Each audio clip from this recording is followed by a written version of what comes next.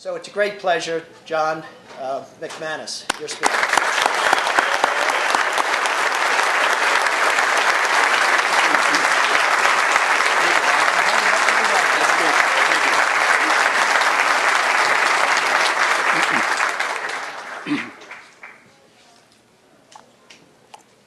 Thank you for that nice introduction. I want to start off by saying my name is John McManus and I approve this message. Now that might sound a little like I'm running for office of some kind. No, I'm not. Did you know that the British never run for office? They stand for one. Being of Irish heritage, I hate to admit that the British may have something there. Some years ago, a visitor from England came across the ocean to see for himself what the John Birch Society was all about.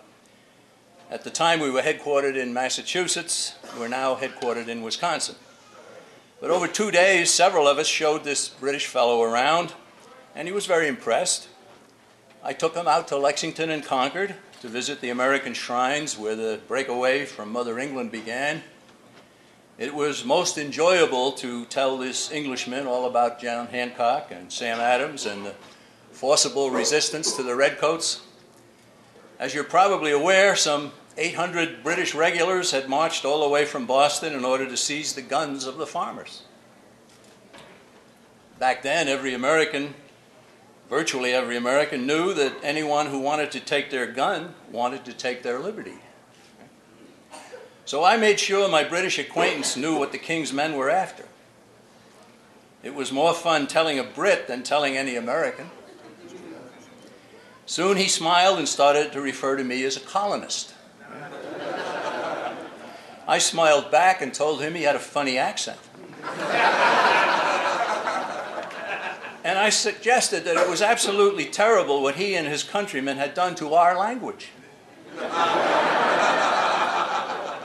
Well, he laughed out loud and our friendship was sealed. For a moment, let's go back more than 30 years and recall that there were many celebrations marking our nation's bicentennial. At one, there was a fellow who dressed himself up as King George, and he showed up at an affair. He muscled his way to the podium, and he was feigning anger. The MC was feigning anger at being so rudely interrupted. And he said to King George, he said, "Who are you and what do you want?" Well, the regally dressed intruder said, "I'm King George III, and I've come back from the grave to ask modern-day Americans a question." "Okay, King George, what's your question?" King George looked out at a large audience and he said, "How do you like taxation with representation?"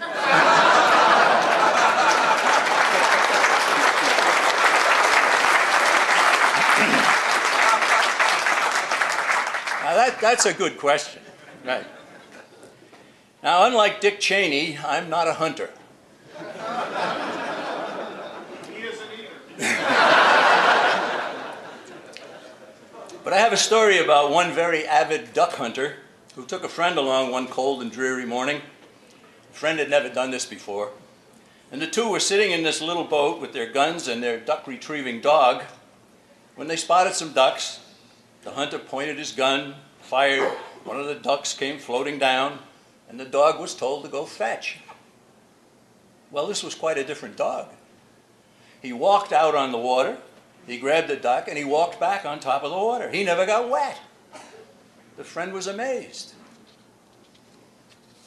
Immediately, more ducks, another shot, another command to fetch. And the dog again walked out on the water, got the duck, and walked back. So the very proud hunter said to his somewhat stunned friend, "Say," he said, "did you notice anything different about my dog?" And the friend said, "Yeah, he can't swim."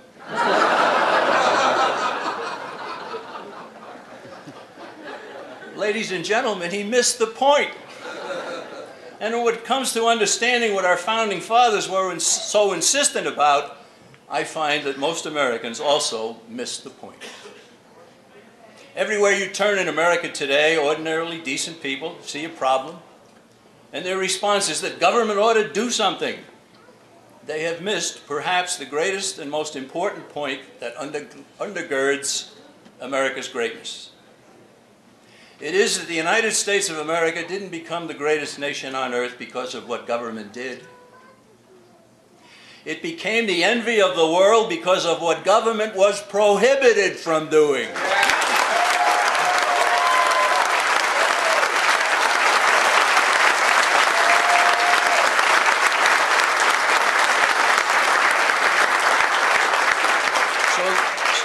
So that's the point. Throughout my lifetime, various leaders have essentially told us that they can do whatever they aren't specifically prohibited from doing by the Constitution. And that's backwards, dangerously backwards.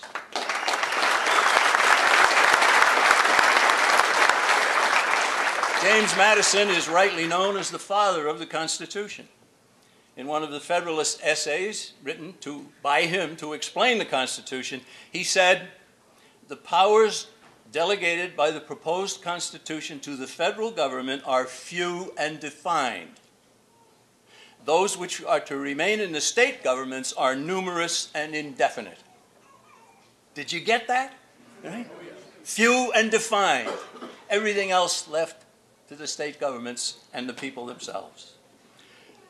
Madison said that the few and defined powers would deal with war, peace, and contacts with foreign nations. And to the states was left the rest. Madison was aware, as were all the early Americans, that the states created the federal government, not the other way around. There's an old adage that tells us that the creature can't legitimately become more powerful than its creator. But the federal government has far exceeded the power of the states, its creator, and our nation suffers greatly because of this development. A full appreciation of the brilliance of our nation's founders is that they left the states virtually alone so that they could compete with each other to be the best state, the one where you'd want to raise a family, build a business. They knew that competition spawns excellence. And it did in America for a long time. A few vestiges of competition amongst the states still exist. For instance, only one state of the 50 has no income tax and no state sales tax.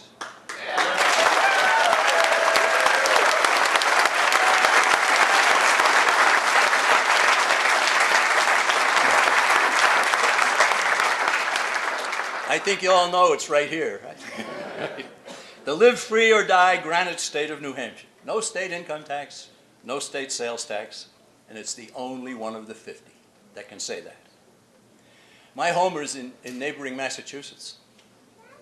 People are surprised to learn that the president of the John Birch Society lives in what is arguably the most liberal state in the Union, the home of Ted Kennedy and John Kerry. But I can explain. I can explain. I tell anyone who asks that I like to work behind enemy lines. Stand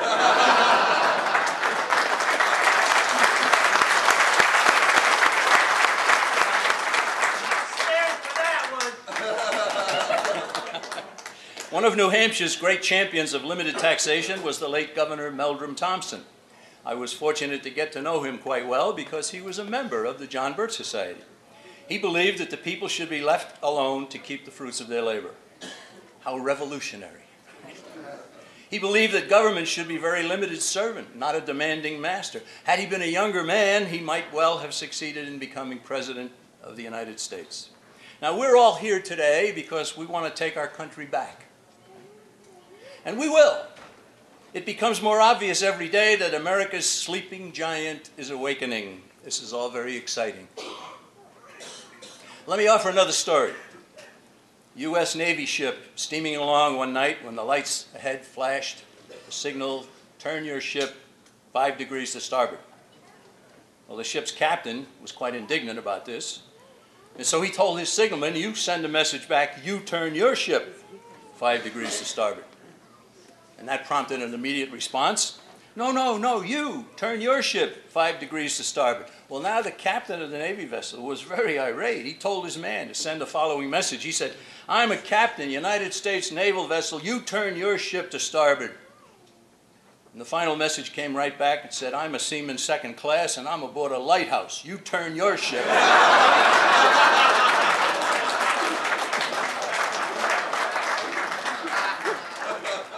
point, of course, is that the stripes on your sleeve, the graduate degrees you may have earned, the initials after your name, aren't nearly as important as the ground you stand on.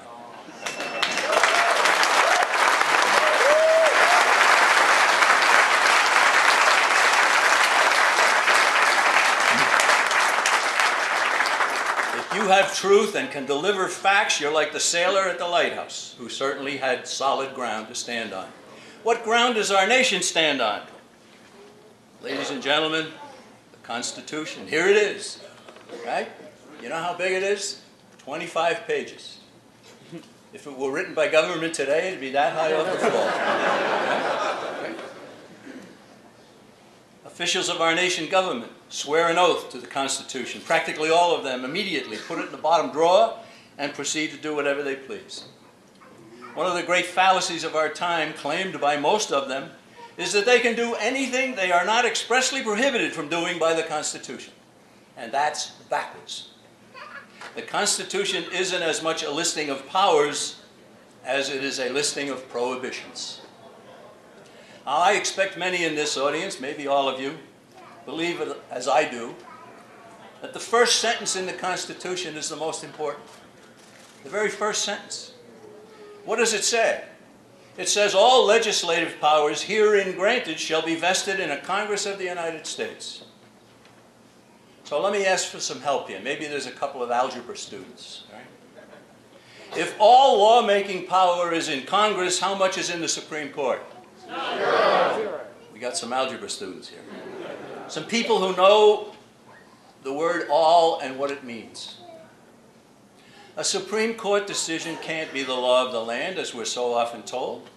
It's the law of the case. It binds the plaintiff and the defendant, period.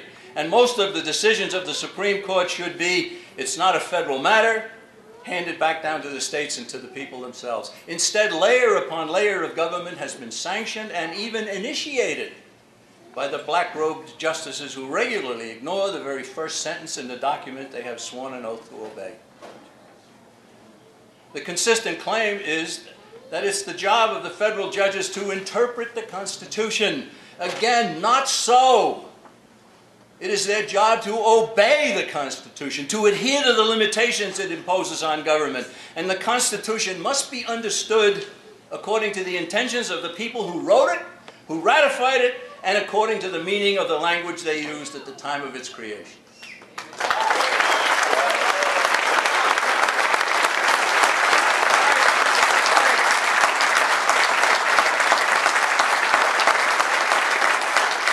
Swearing an oath to the Constitution is precisely similar to signing a contract. Once signed, does anyone think it should then be interpreted to change its meaning? Of course not. If the meaning of the contract can be altered through interpretation, why bother have it in the first place? And the same deficiency is applied regarding the Constitution. The document itself, amazingly, provides a procedure for amendments. How many government documents in other parts of the world do that? Jefferson didn't believe in the Constitution should be interpreted. He said at one point, on every question of construction, let us carry ourselves back to the time when the Constitution was adopted, recollect the spirit manifested in the debates, and instead of trying what meaning can be squeezed out of the text or invented against it, conform to the probable one in which it was passed. Right? Jefferson didn't believe the Constitution should be interpreted, and neither do I. He said no new meaning should be squeezed out of it by anyone. He didn't believe the Constitution emitted penumbras beyond its obvious meaning. What's a penumbra? A penumbra is an emanation or a shadow coming from an object, not the object itself. The Supreme Court found penumbras to justify the Social Security system in the 30s. And 7 of the 9 justices discovered more penumbras in 1973 to initiate the scourge of abortion with Roe v. Wade. The Supreme Court did what Jefferson said they were not permitted to do. They squeezed new meaning out of the Constitution's language. But let's get back to the first sentence. All legislative powers herein granted shall be vested in Congress. All right, algebra students, help me again. Is there any lawmaking power in the executive branch? No. Don't we get executive orders, presidential decision directives, signing statements from the White House? They take on the force of law, another serious violation of the Constitution's first sentence. You know, an executive order from the White House can be legitimate if it is addressed only to federal employees, such as the granting of a holiday.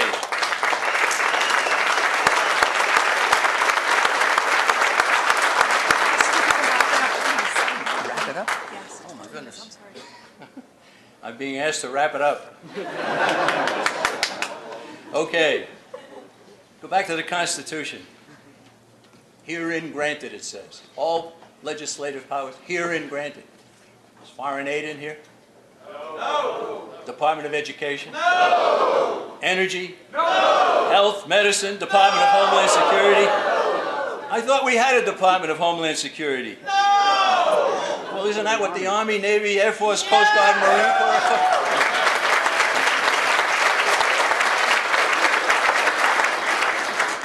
I wanted to talk to you about the Federal Reserve, which I don't think should be in existence, right?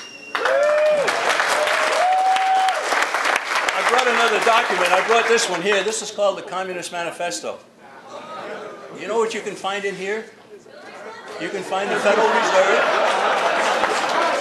You can find the Federal Reserve and you can find the income tax. Right here in the Communist Manifesto. Article 4 of the Constitution requires the federal government to protect the states from invasion. It doesn't say military invasion. It just says invasion. So we go on and on. All kinds of stuff. I had lots more here I was going to talk to you about, but I understand that there might be somebody else coming. Now, to any who have maybe missed my point, let me just go back and then I'll finish. The Constitution is the ground upon which all freedom-loving Americans should be standing.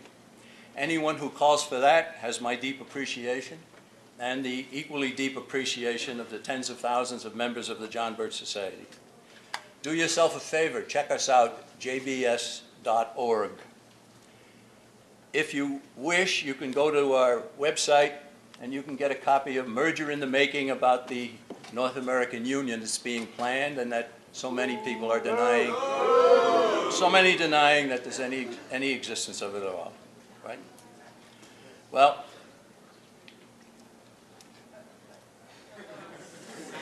let me end up here. If you like Ron Paul, I think you'll love the John Birch Society, right? Let me close with our organization's motto. Less government, more responsibility, and with God's help, a better world.